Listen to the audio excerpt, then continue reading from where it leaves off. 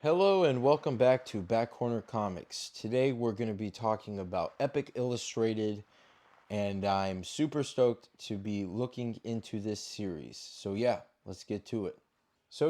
Epic Illustrated was published by Marvel in the 1980s and I believe in the early 90s. And it was meant as kind of it meant to be competition to heavy metal, where it was a creator owned centric idea where creators would come and bring their best ideas that they owned. Sometimes there was some Marvel stuff in here. We'll look at that. This first issue has a Silver Surfer story in here by Stan Lee and Jack Kirby, and I believe it was the first Stan Lee Jack Kirby Silver Surfer story in a long time. I believe since the 60s or 70s. Let's just look into it. But had a lot of great stuff. It had this great Kawasaki ad. It had a lot of great comics. There's some John Toddleben in here. There's some Rick Veitch. I'm gonna try to get the glare not to, mess up the stuff too much. But here you have this Silver Surfer story. Did I say it was drawn by Jack Kirby? I'm completely wrong on that. This is not drawn by Jack Kirby, but Stan Lee did write it. I don't know why I said that. That is completely wrong. I don't like this story too much. I'll be honest with you. You have some Wendy Pini of the ElfQuest series. This was a great story. It's been a while since I read it, but it had this kind of great twist ending.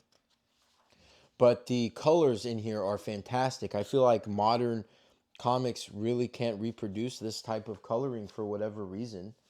I don't know if this particular paper stock just isn't available anymore or it's fallen out of fashion.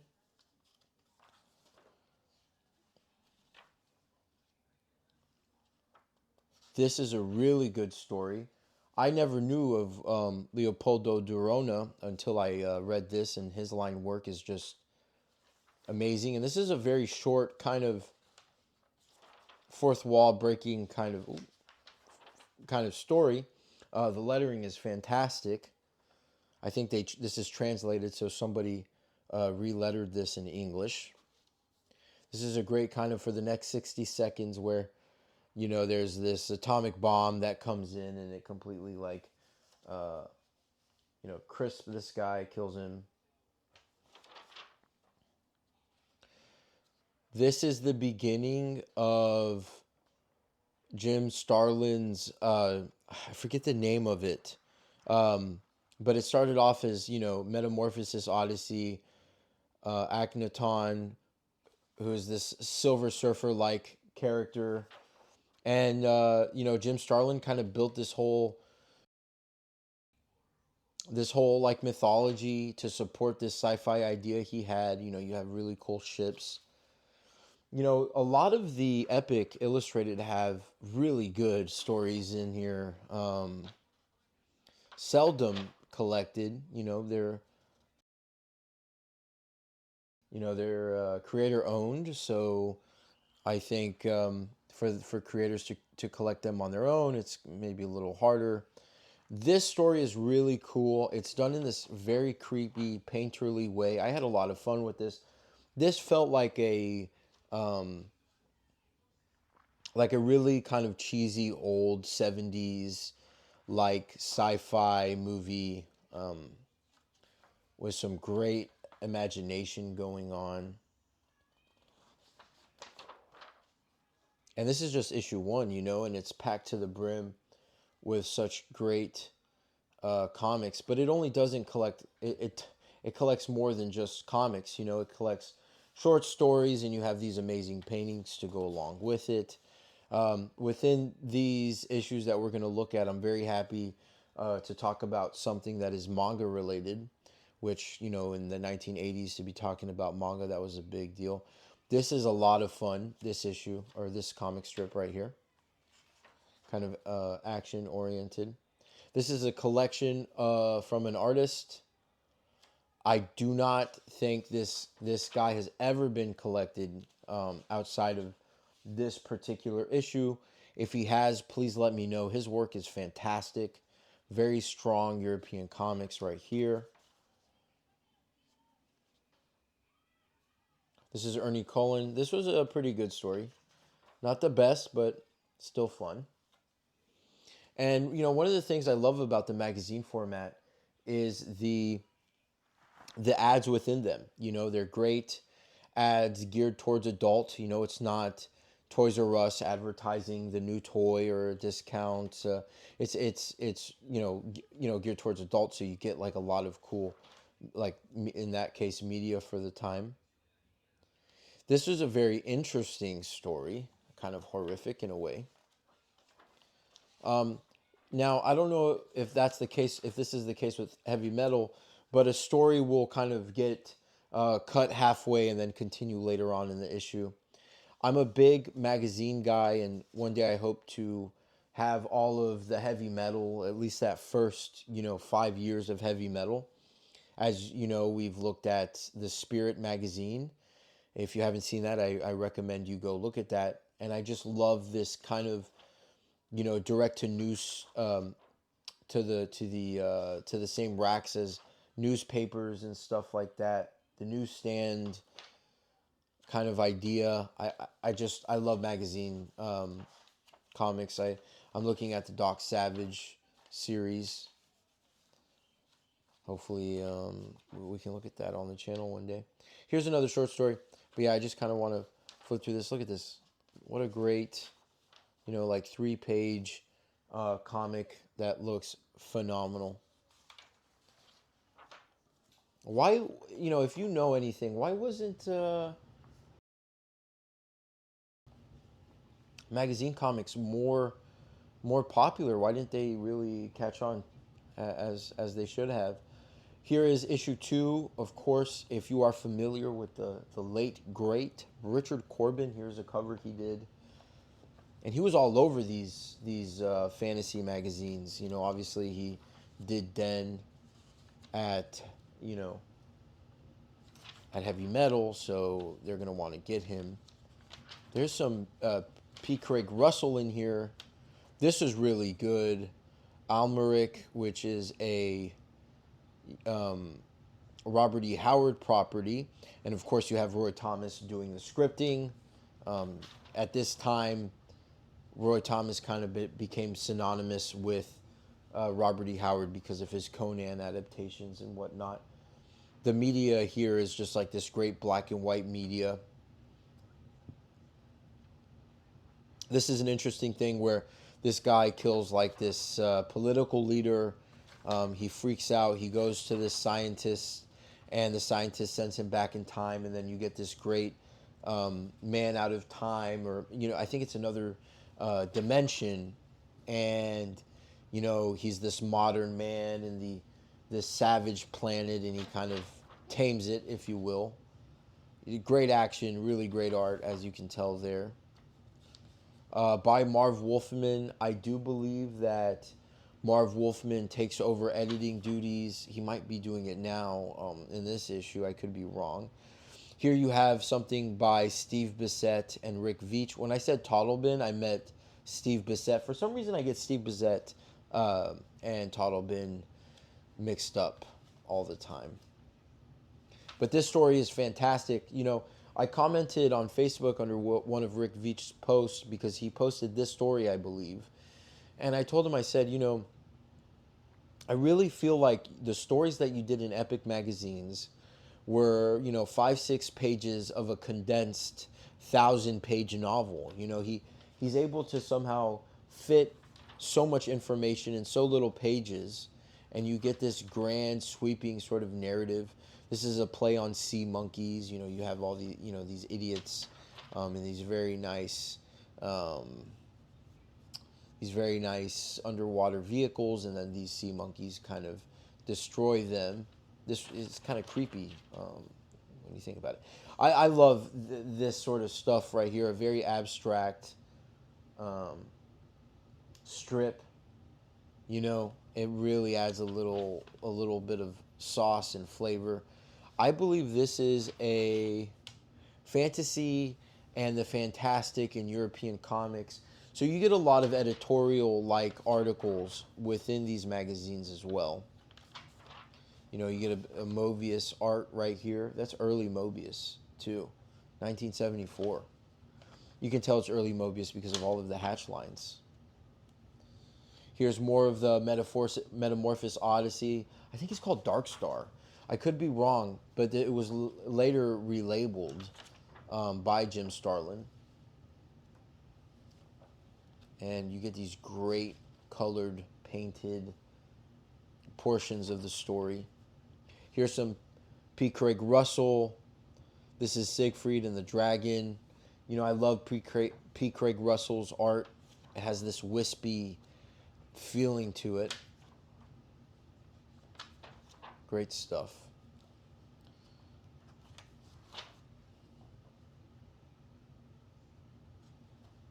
Look at that.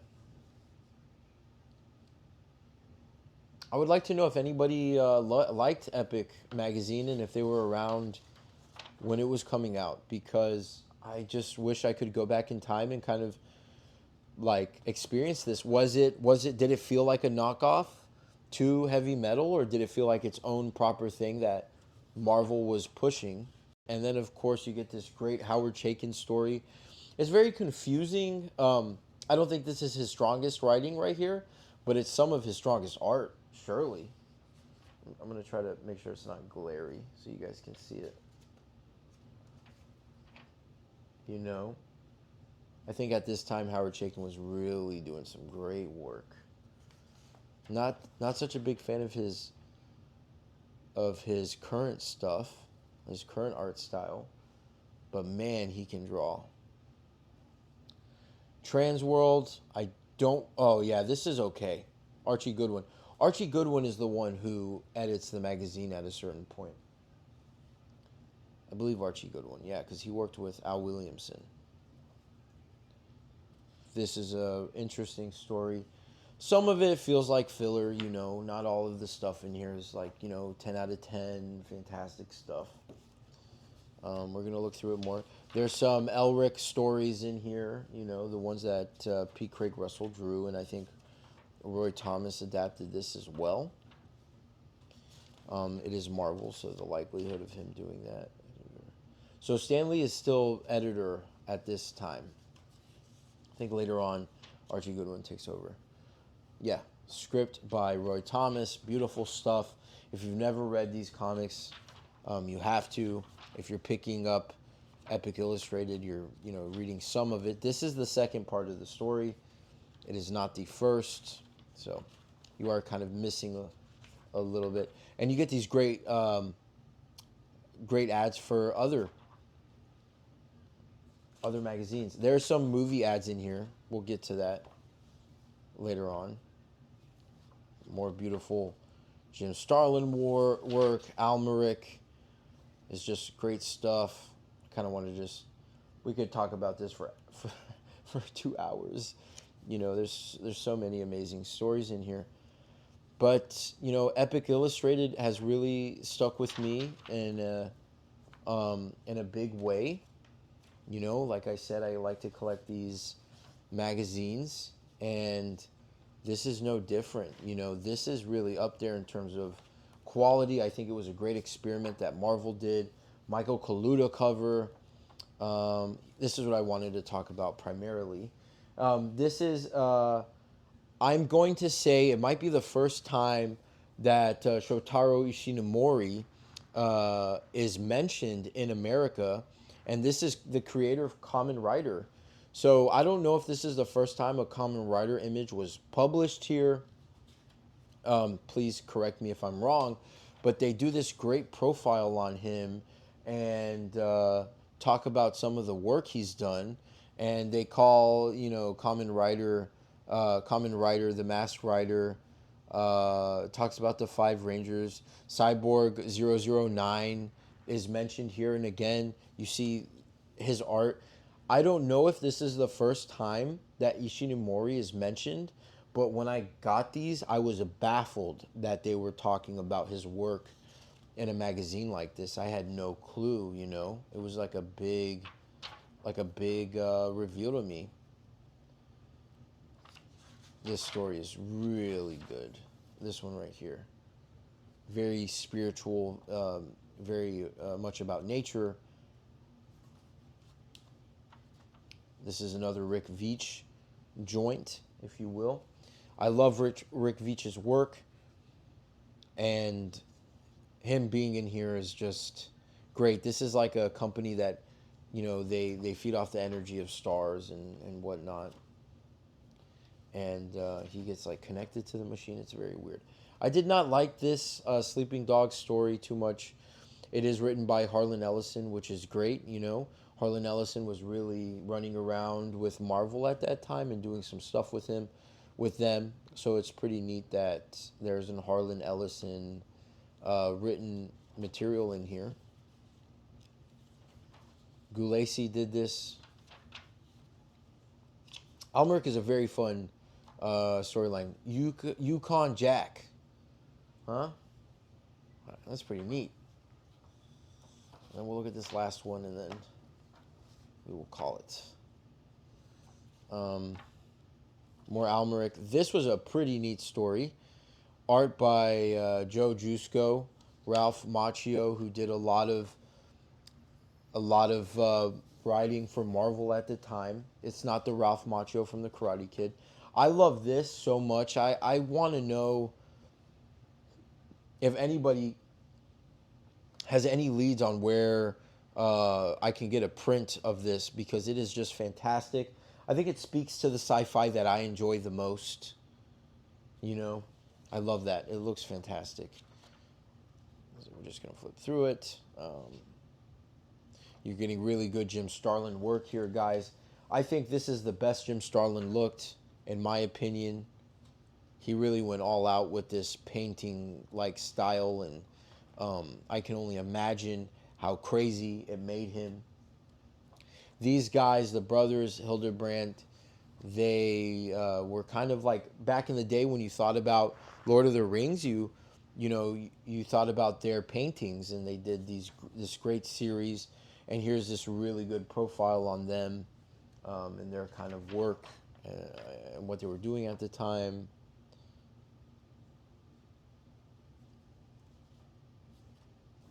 This was a very fun storyline with a UFO encounter, a fighter jet sort of situation. Very, very neat, very cool. He goes back in time. Yeah. I could talk about Epic Illustrated all day.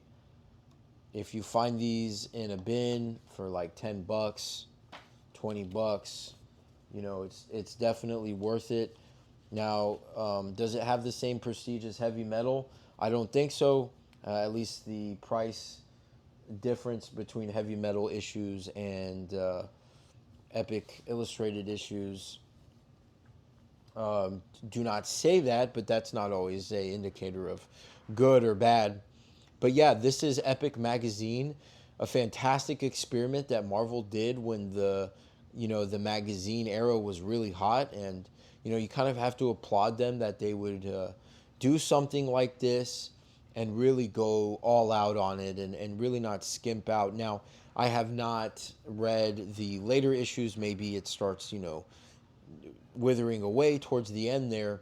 But something I can say for sure is that the beginning first few issues are fantastic, and they're really great to sit with and read on a morning read with a cup of coffee, and you can spend an hour kind of just running through it and enjoying all the great art and the great story.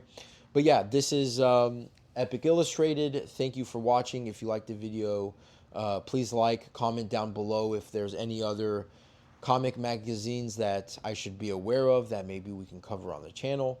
Yeah, again, thank you so much for watching, and I'll catch you guys on the next one.